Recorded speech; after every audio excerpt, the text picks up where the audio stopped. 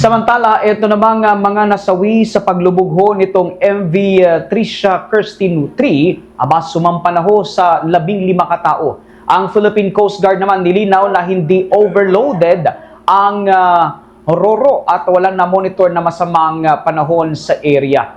Yan at iba pang mga balita tinutukan ni Bombo Isa Cotoner. Umabot na sa 15 katao ang nasawi sa paglubog ng Roro Ferry na MV Trisha Kirstine 3 sa karagatang sakop ng Basilan nitong Lunes ng madaling araw. Ilan pa sa mga sakay nito ang patuloy na pinaghahanap ng mga otoridad.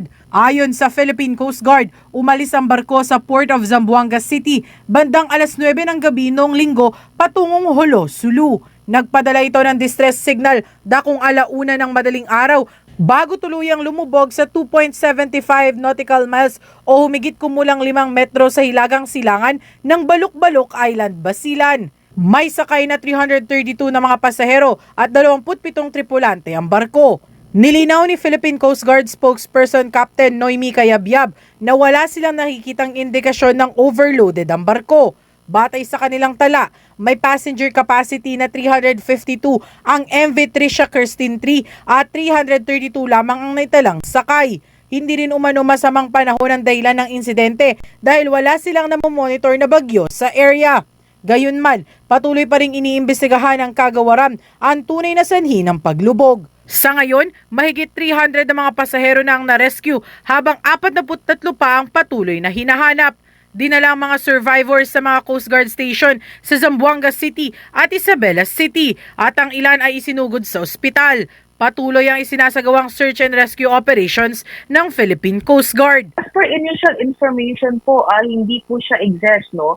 352 po ang capacity nitong barko, passenger capacity, and we only have 332.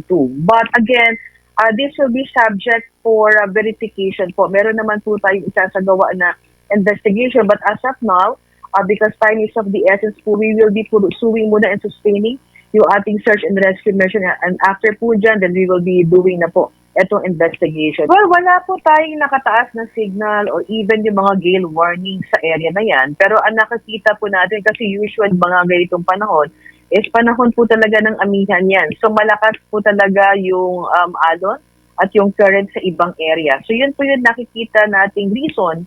But then again, nabanggit ko po kanina, mayroon pa rin po tayong isasagawa na investigation to determine ano po ba talaga naging cause of incident nito. Samantala, sa iba pang balita, tinitignang sanhi ng paglubog ng MV Devon Bay naman noong Enero 22 ang dala nitong kargamento. Ayon kay Cayabyab, may lulan nitong humigit kumulang 55,000 na tonelada ng nickel ore na maaaring mag-liquefy. Dahil umano sa maalong karagatan, nag-liquefy ang kargamento na naging sanhi ng agarang pag-capsize ng barko.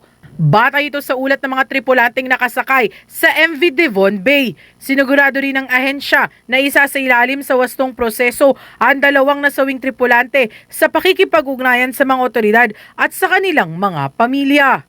And based po sa mga statement po ng na-interview natin na crew, ito po kasing MV Devon Bay, ang kargamento po nito ay 55,000 tons of nickel ore. So, ang may possibility po kasi ito may tendency na mag-liquefy once ito po ay mag-shift ng weight, no? So, nakita po natin during the voyage po netong barko, according to the crew po, ay medyo maalon po talaga sa area.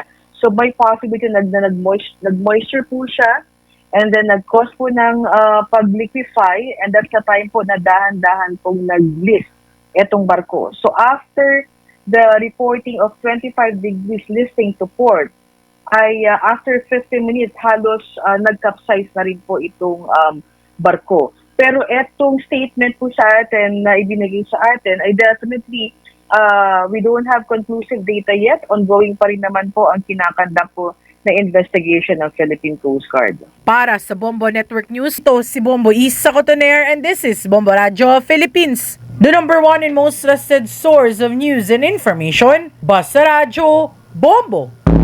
For the most trusted source of news and information, visit our website at www.bomboradio.com. Follow us on Bombo Radio mobile app, Facebook, YouTube, TikTok, and X, formerly Twitter. Like, share, and stay connected. Anytime, anywhere.